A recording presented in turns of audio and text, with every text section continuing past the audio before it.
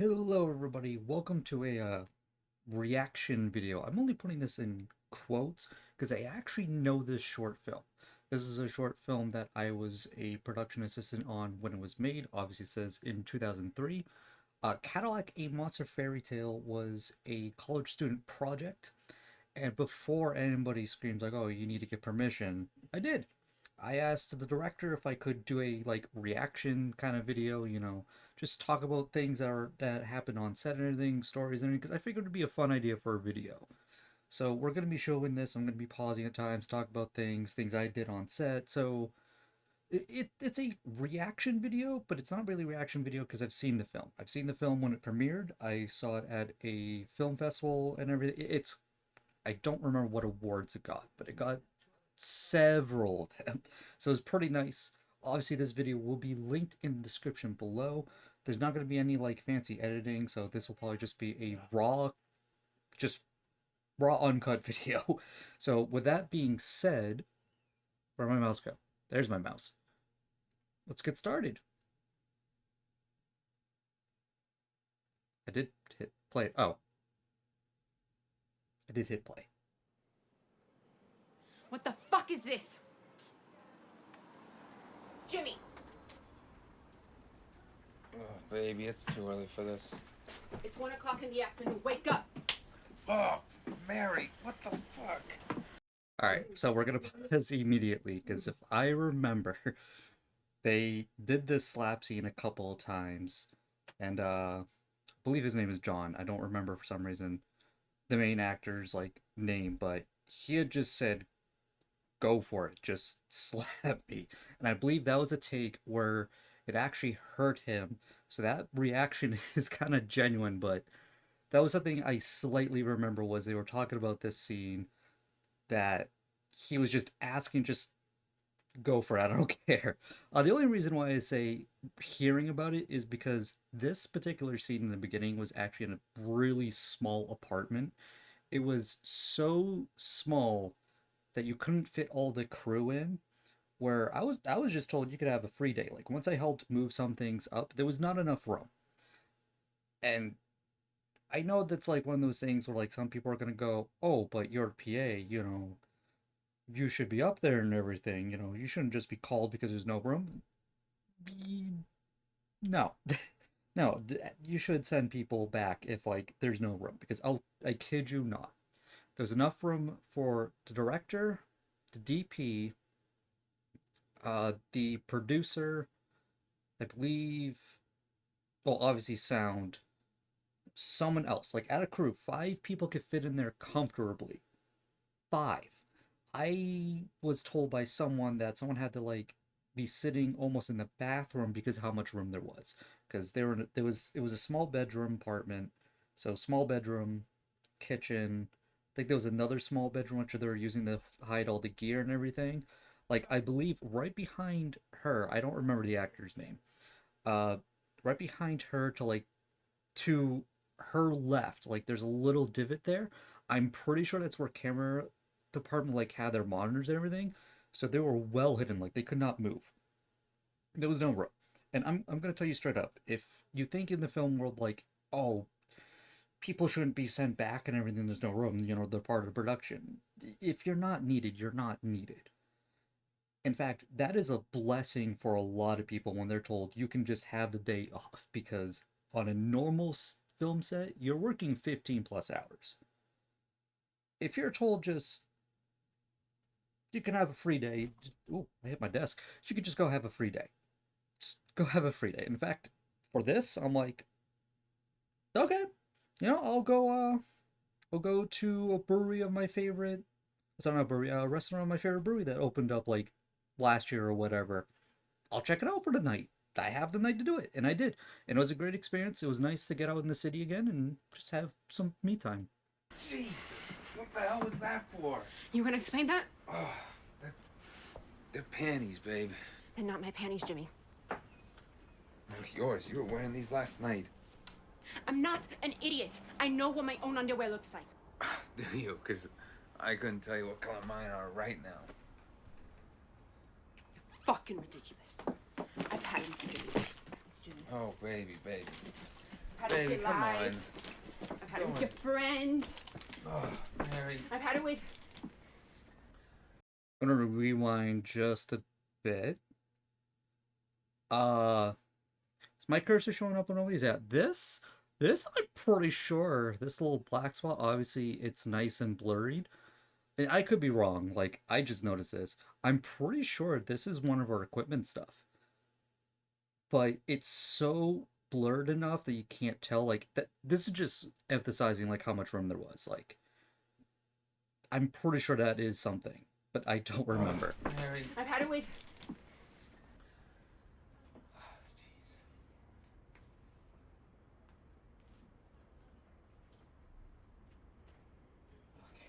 Hey, Mary.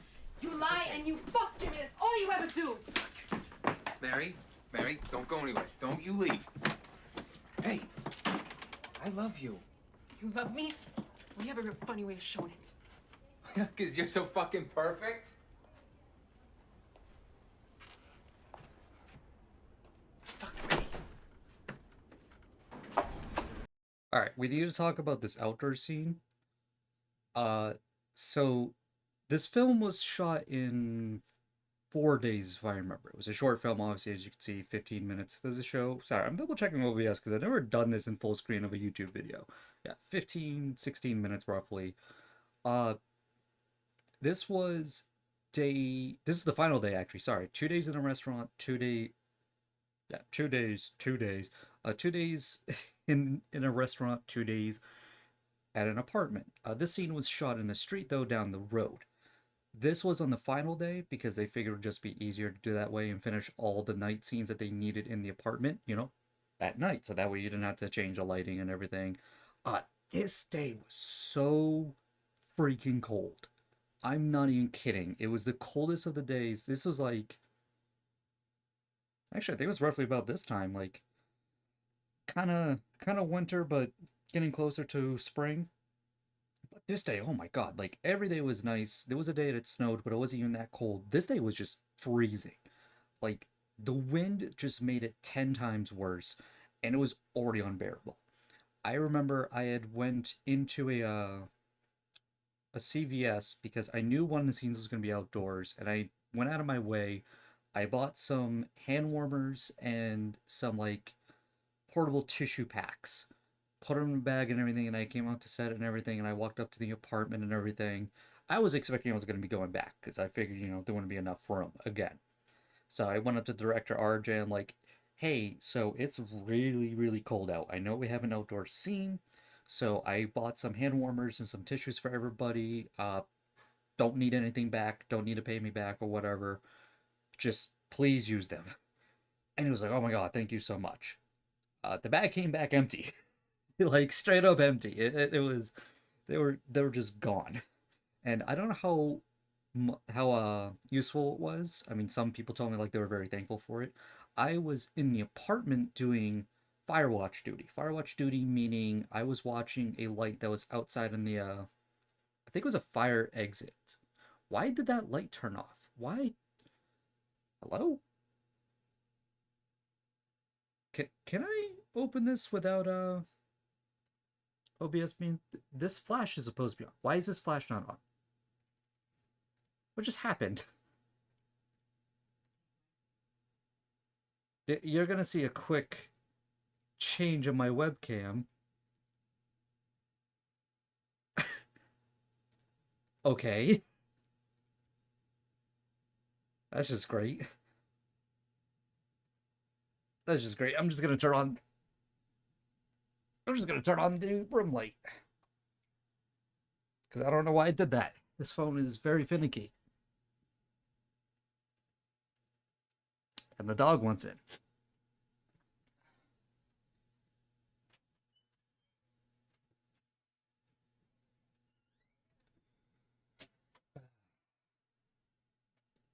And I had to say this is going to be uncutted.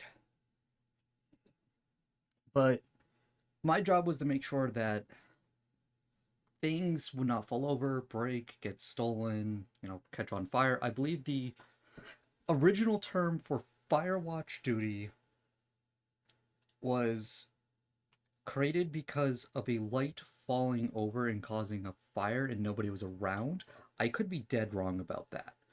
But I'm just gonna I'll ramble, fix some coloration on here, so don't mind me.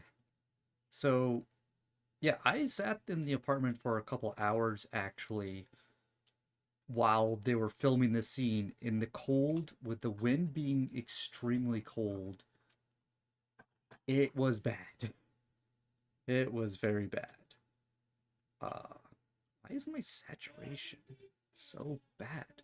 What is going on here? Why? We'll just keep it like that. It's not a big deal. But yeah, it was really good to know that like I helped them because again, it was really cold. And poor John had to be coming out in a robe. Don't touch me. Don't touch me. You have to give me a second chance. If you're curious about Frank, I don't think there's any food in there. If you hear my dog, I apologize. He's trying to eat his rest of his dinner. But if you are curious, yes, this was actually filmed in Boston. We filmed in North End because it was North End is the area where now that I saw my hair at full screen, I kind of want to fix it real quick.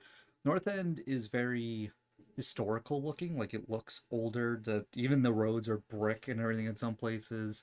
So it was a perfect location for a period place. That's why you see these bricked walls here, because it's in North End, Boston. Okay? I'm sorry. You weren't supposed to. I'm such an idiot. I messed up, okay? But, come on, I want to marry you, remember? We're gonna get married, have some kids. I know you want that too. Yeah, that fancy wedding in Sicily. Yeah? I did, Jimmy. I still do, maybe. I don't know. What I do know is you're becoming someone you're not. Until you realize that. This is goodbye. No, I'm married. Sbocciano le rose in primavera ed io son pazzo di te.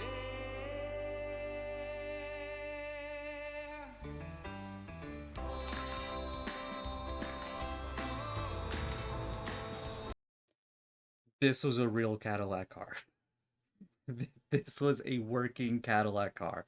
Every actor, every crew member, everybody wanted a picture with this car. Like, it was amazing. I don't think I got a picture. Like, I've seen enough Cadillacs in my day where it's a great car. Don't get me wrong. I forget who had the car. I can't remember if it was RJ's family member or cousin who had this car, but we had the car. It was amazing. And I'm pausing here a little more because this scene we did a couple times where the car was pulling up, and it was my first time being a I forget what the term is, but my job was down the street to tell people like, "Hey, hang on, give us a minute. We're filming a scene. Can't go let you go by." Franklin. And it was my first times. I didn't know like what to fully do, and I felt bad when people would actually just ignore me and go through me and everything. Like, oh no, they're just walking through. Oh, what am I gonna do? Well, come to find out, last summer when I took an advanced production assistant training with the one and only Greg White, I'm not even gonna explain who that is. Just look him up on It's a Movie Database. Uh, what I did was actually normal, where you just let him go by because there's no point in fighting. The other thing that I did, and I wasn't even sure if like there was the right call, but some people like, "What are you filming? What is this a movie?" And I simply said, "No, we're just filming a commercial." The reason that is the correct way to do it is because if you say we're filming a movie, they're gonna ask what the movie is. They're gonna ask what actors are part of it, and just this chain reaction of events, and then people want to linger around more. And when they linger around more, they take pictures, and then when they're taking pictures and they find out there's a famous actor, they get desperate to get near them. So you just say commercial because 9 out of 10 times they're gonna go, oh, okay, and just walk away.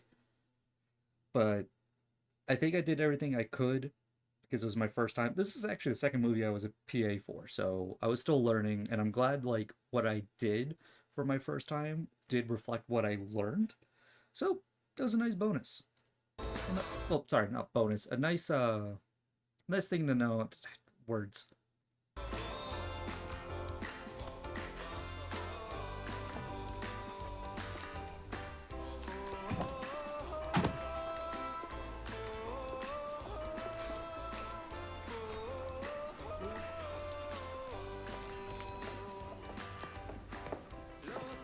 Tony! How you doing? Good. Busy in here tonight? Two luxuries, huh? All right, honey, do me a favor. Give me like 5 minutes. Let me get the table. All right, so we filmed in a restaurant, and there's a bar to the right of this entrance. I don't know why I'm pointing, and I'm not even, my fingers aren't even on the camera. There was equipment there and everything hidden. When the day before the filming of this, Franklin, enough. The day before filming this whole movie, we, well, I shouldn't say, no, I could say we came in to do advanced setting up, get the equipment and everything. Me and RJ went around to make sure the pictures were authentic, you know, well, not authentic, sorry, of course they're authentic. Make sure they were period pieces, because we didn't want someone like, I don't know, Justin Bieber on the wall or something. There were a couple we noticed immediately. Another person went by and picked out another few. I think a couple photos stayed in that aren't period authentic, and we didn't catch on it.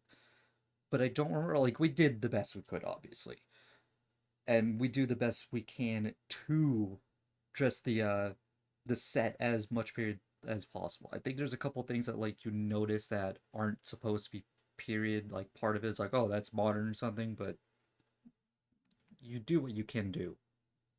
Also, this guy right here. Oh, there's another dog at the door. Why? Come on.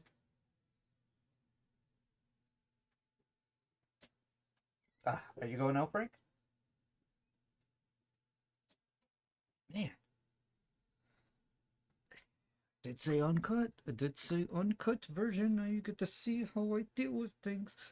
Uh, this actor here is Savino. Probably one of the nicest guys I have ever met, like on a set. And I say that actually everybody was nice on the set. What am I saying? But Safino, I'm gonna say his name wrong, and I'm gonna get nervous about it. But he is very knowledgeable in the film world, and I loved working with him. And then like meeting up again in a festival, and then talking and everything, and hearing me out on some things and giving me advice. Like, what a great guy! Honestly, what a great freaking guy.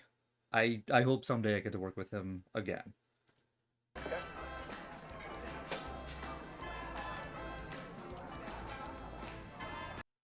Sorry, I know really quick, but the guy cooking in the back right there is actually the restaurant owner. That is the actual restaurant owner. He is cooking. He was or cooking or cleaning. I don't remember what he was doing, but he needed to do something. And RJ just said, is it okay if we just film and have you go back there and, you know, do your thing, make it look like it's real?" And he was like, "Yeah, sure." Mondo, my friend, that hat. You're gonna get a new one someday. Maybe not, my friend. Styles change. Think about it, okay? Been down. Been down.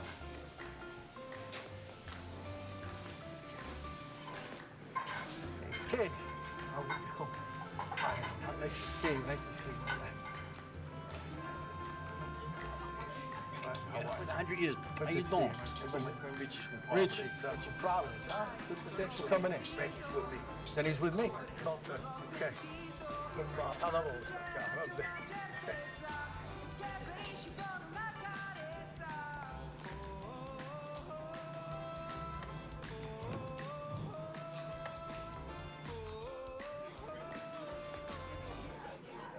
Where's the kid? Okay. A couple of things. I always laugh at this scene because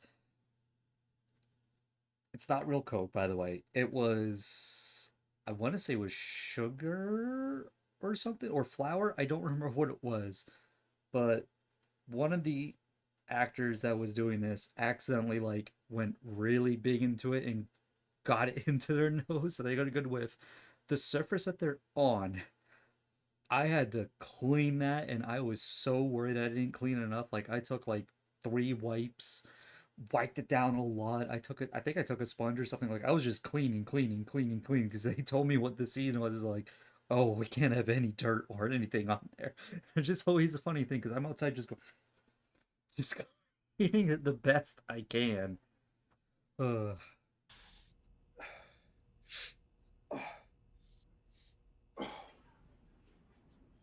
You doing another? What are you, fucking nuts? Freezing my balls off out here. How you holding up? You know. Kid, I'll tell you what. Go out tonight, find you a nice broad. Nice and nice and nice. so this tarp right here was not part of like the set setup. If I remember, we were using it to cover something. I think it was because of rain or something, and we put it out here to dry. It actually fits pretty nicely. Like it doesn't stand out too much, but it actually blends in well. I only remember this because I put it up there just to dry, because we got rain. I believe the first night. I believe this was the second. No, this was the first night because it rained so much we had to put this particular scene on hold until like the rain would stop. But man, it was that was a night of rain. Like we even had a little bit of flooding within the building itself, and we had to pick up the gear and everything and get it off the ground. But oh, that was a night. Nice and nice and nice. Wake up, brand new in the morning. That won't be the same. For that over. You're gonna buy your own fucking lighter, huh? I left it at home. Don't worry about it. Howdy. Heads up, Salam. I filed a restraining order against commitment a long, long time ago. I strongly suggest you do the same, huh? I've known this girl my entire life, Tony. Now she's gone. Fucked up. Yeah, you fucked up, kid. What do you expect? You got fucking Brajol for brains. You got a nice girl at home. You run around the neighborhood plucking everything that moves. I mean, come on, huh? What the fuck? Use your head for once. Fuck you. Buddy, I'm sorry, huh? It'll be all right. We'll figure it out. I mean, you're an ugly fuck, but you'll find somebody else. What? Fucking Frank's gonna have something to say about this. I already know it. Cocksucker. Be careful. Hey. That fucking shit on your face. Boss wants to fucking see you. All right, this particular scene we did a couple of times, but only to get as many different levels of takes as possible. So like calm, going to 100% on anger. RJ at one point just said, just say as many swears as you want. And boy, he delivered. He was like, get your fucking ass in this fucking place. Or like, it was so funny. After we were just bursting laughing. It was great. I don't know if it's in the blooper. I don't know if the blooper reel is in this, but there was a blooper reel of it, and oh my god, it was so good.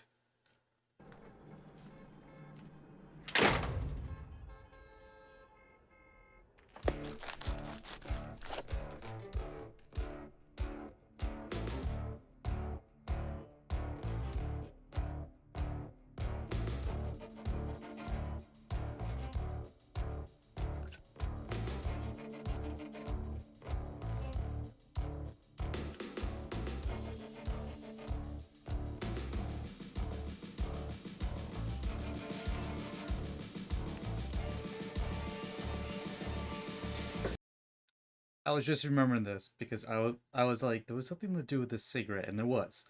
Savino does not smoke. He quit smoking, if I remember, but he was okay with just smoking for the scene and everything. And his worry was that he would, of course, get addicted to it and everything.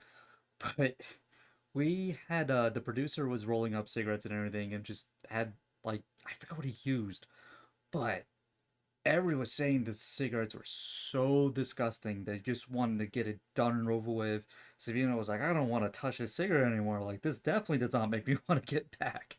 So that was really nice. Sit down.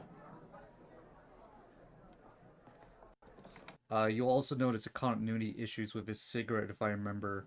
They'll be like in his right hand and then suddenly in his left hand and everything. I think those were noticed after. I had to be pointed out about it, so keep an eye out for it. Wipe that shit off your nose.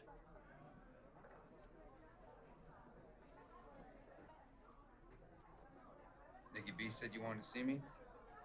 I'm checking in, making sure everything's good. Yeah, I'm good. You're good, huh? Now, that's hard to believe since I heard that plane thing of yours packed up and left. I'm over it. He's over it. You don't find a girl with a tight ass like that around here. Too much feeling reggaeton, huh, boys? Out of the kindness of my heart, I never made a move on her. Even with the eyes she would give me. You know the eyes, Nicky. The meet me in the bathroom 5 minutes so I can lick your Sozicha type eyes. What, my jokes don't amuse you? Because that's all they are is jokes. I wouldn't be that happy either if a girl like that left me like a bum on the sidewalk. Hey, I'm not done talking.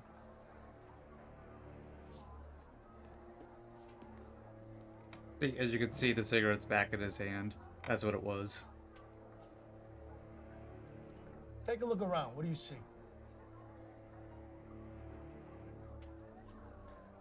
A lot of oversized suits.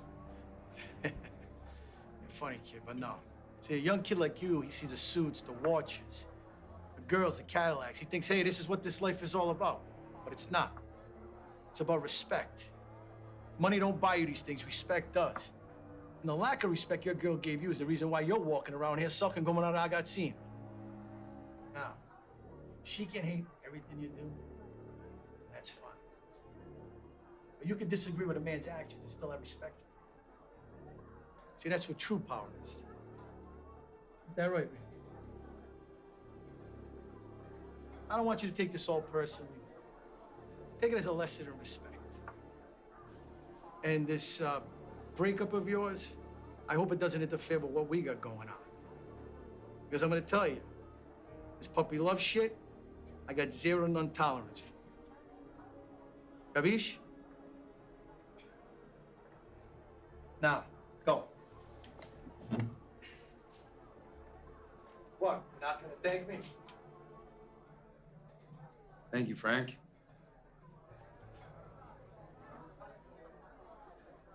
Keep an eye on that kid. Summer. Oh, I play a lot of golf in Las Vegas. If I remember, this TV had a blue screen on it, so it was able to find stock. They were able to find stock image, not image, video of like the time period piece for this. So this is not an actual working TV. It's not like some DVD or VHS thing. It's all green screen effects, but it looks so nice. You know, I heard that. I played with you once. It was 114. I didn't know that. Is that a fact? We're going to leave for just a second or two. We're coming right back. We're coming back? Oh, yeah. Pride in the possession is a hallmark Cadillac proudly wears. In every country, in every walk of life, the word Cadillac represents a standard of excellence instantly recognized, instantly understood. Why is this? Is it because of Cadillac's unerring sense of good taste and style? All right. You're probably looking at this and seeing all the engraving on the side. And some of you might be going, wait a minute, that's an airsoft gun. And it is. Because, what was it? There was something to do with the college where you're not allowed to rent out weapon props, but if you had your own kind of props or anything you can use as a prop, you're allowed to use it. And of course, someone had an airsoft gun. Obviously, you cannot really cover the signing. Even the handle may be a little dated, but you work with what you work with. And despite it being airsoft, we did have a gun safety like warning and everything. Like, all right, we're treating this as a firearm and everything. The air canister is going to be in it, but the thing that allows it to shoot, it was out of it. I don't remember what it was, but like there was something that made it actually like fire projectiles release. So all it would do was just release air when pulling the trigger. That was all they needed. But we did a whole training on that and everything, you know, warning, a proper thing to do, yada yada. The durability of its materials. Materials of the finest texture.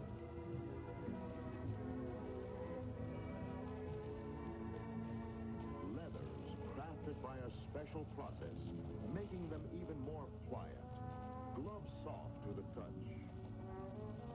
Colors and designs.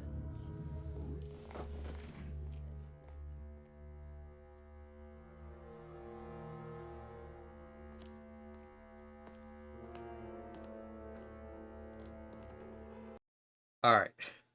All right.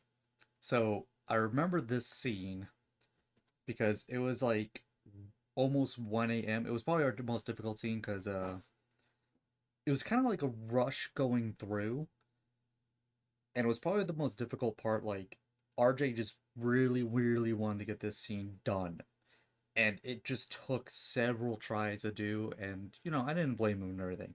The only reason why I remember this is because I was like, "Hey, sorry, I need to get going. The train's gonna stop soon, and I need to get back to my Airbnb." He's like, "Oh yeah, no, no problem."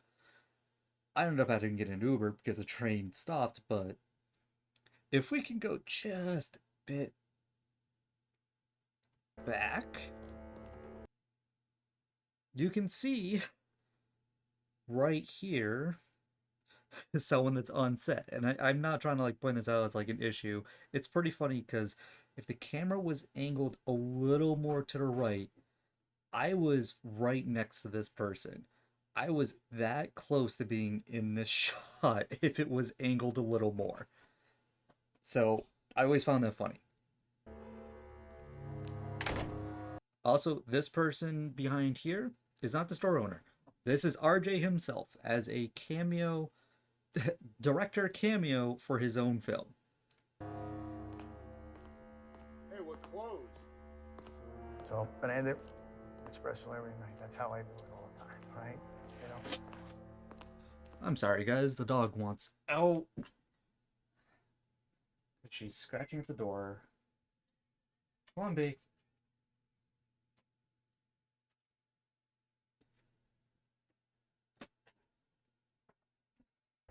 Hey, look who's back. Isn't it past your bedtime?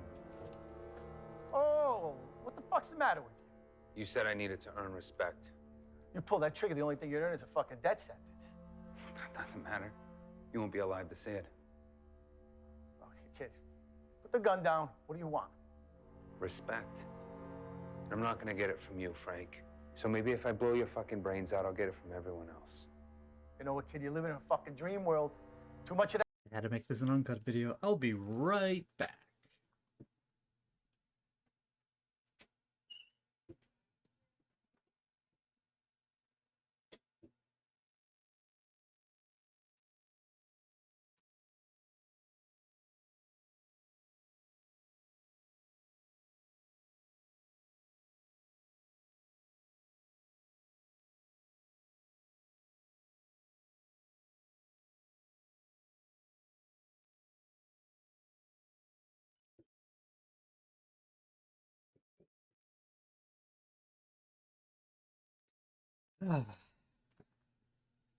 Call this behind the scenes stuff, what I had to deal with. Call it that.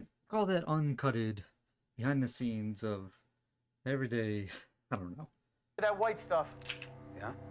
All right. I just don't want to uncut it because I have a lot to do in work and everything, so I just don't want to sit there and edit. I still have to do Dark Souls 2.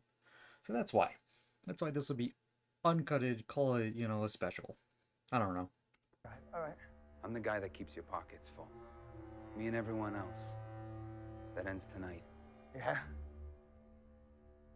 You pull that trigger, you kill me, you won't make it out of this restaurant alive. All right. Look. Empty your pockets. And I'll let her go. Fine. I want everything, Frank. That's all I got. The keys to the Cadillac. You're serious? You're not gonna have any use for it.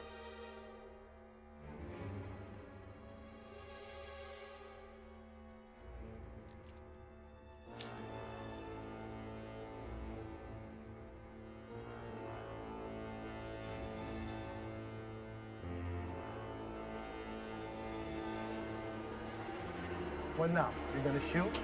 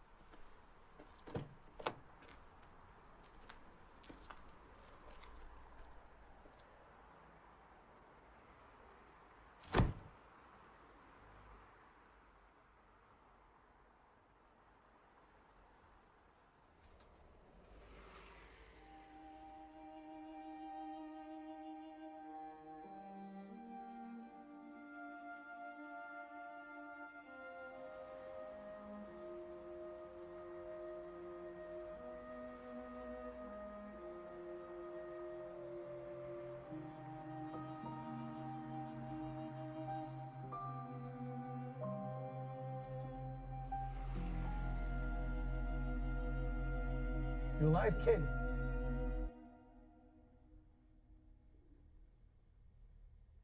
The fuck's the matter with you?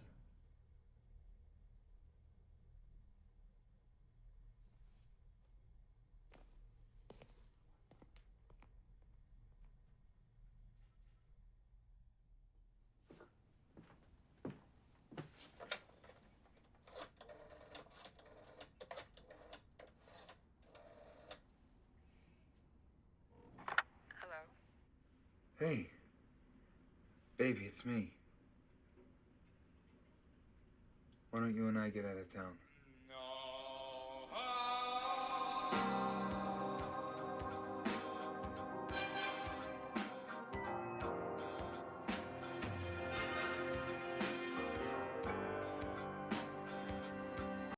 It was John. Alright.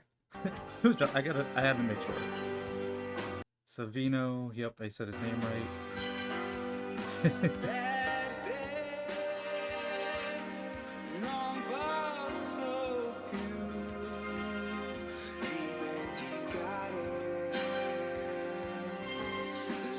And production assistant, me. I mean, we had several. I don't know why I said it like I was the only one. Oh, the music.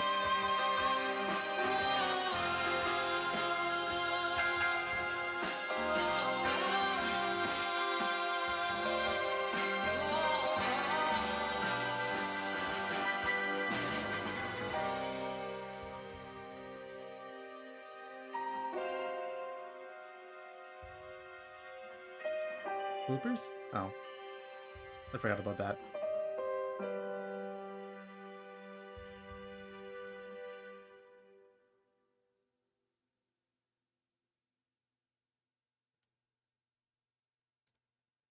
No bloopers, I don't think. Alright, so that was it. That was Cadillac, a Mobster Fairy Tale. I know I like pointing out things and everything, and it's just the inner film me and me knowing things, but honestly, like, honest Like I love this project. I love the students that are working on this. It didn't even feel like it was a student project. Like it was very professional. There were terms that they were using that I had just learned, or learned terms that I was already learned and everything. Everybody was learning off of each other, including from myself and whatnot. Uh, if you know me, I praise this movie a lot when it was coming into like the festivals. Like I was posting about it, I was screenshotting things and sending it things. I love to death. And RJ has a great mind. I can't wait for his next project. In fact, I suggest going to his Instagram or to Cadillac A Monster Fairy Tales Instagram, because there was a special announcement with RJ in his future for films. So I'm going to tease that. So be sure to find them on Instagram. I will be providing a link of this short film in the description below, like I said. But that's pretty much it. Like, I just really wanted to showcase this and talk about some things, some personal stories and whatnot, kind of experience. You know, some people, you never know. They might be like wondering, oh, how did this happen? Did something happen with this? Did you have to do something different with that? Basically, my job was helping a hand on set, like just moving things, setting things up. One of the big things was they had a dolly cart. Whenever they would talk about moving or setting up the dolly, that was my cue. I had to listen like, all right, dolly cart being assembled. All right, I gotta get on over there, get things. And I worked with a producer of that. I remember one time I heard it and I already was over, and the producer's like, all right, yeah, we'll set up. All right, Zap. And he turned around, I was like, oh, you're already here. I'm like, yep, I already got the rails and everything over here. He's like, oh, okay, cool. So that's something you need to do as a PA, is just listen. Always listen. That is what I was taught by Greg. Listen, listen, listen. If you hear something going on, get up and do it. Doesn't even matter like if it's minor or something. If an actor's saying they're thirsty, get a water and give them water. That's how I tried doing that so much for this film as practice, because the Hallmark film was on. I didn't do that as much, and I regretted it a little bit, but this film was a good practice, and I've been making a good practice for myself for that ever since. But yeah, if you have questions about this film, actually, be sure to put in the comments below. Or if you want to join the Discord link will be at in the description below as well. Uh, don't forget about the charity page. You know, make a donation or wait for me to go live on Twitch when I continue my Dark Souls 2 clean run. And, you know, donate money and to make me do something I don't want to do. Like, pretty much that's how it's going to work. No incentives or anything. You know, you donate $10, you tell me to jump off a cliff, I'll jump off a cliff. In game. In game. But until then, like that like button, subscribe, and I'll see you in the next video. As I shift over here to stop recording because I'm making this uncut and I'm turning all the way more just for dramatic effect. Bye bye.